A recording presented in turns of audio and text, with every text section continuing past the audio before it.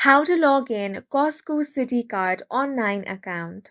Hi guys, welcome to our channel. Let's begin. In this video, I will guide you on how you can log into Costco Citi Card online account. For that, you want to open up any web browser. Here, search for Costco Citi Card online.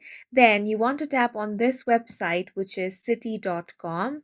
Now, on this web page, you will have to tap on the sign on option at the top of your screen. Once you tap on this option, it will redirect you to a different page. On this login portal, you will have to enter some details. Start by entering your user ID. Once you have entered the user ID, tap on the second box, then enter your password. If you want your user ID to be remembered, check the box that says Remember User ID. Only do this if you are using a private device. Now tap on the Sign On option.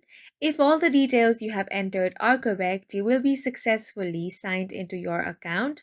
In case you have forgotten your user ID, tap on the Forgot User ID link. If you have forgotten your password, tap on Forgot Password link.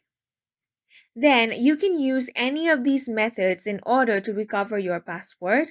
And that's it for this video. If you found it helpful, please make sure to hit the like button and subscribe for more videos like this.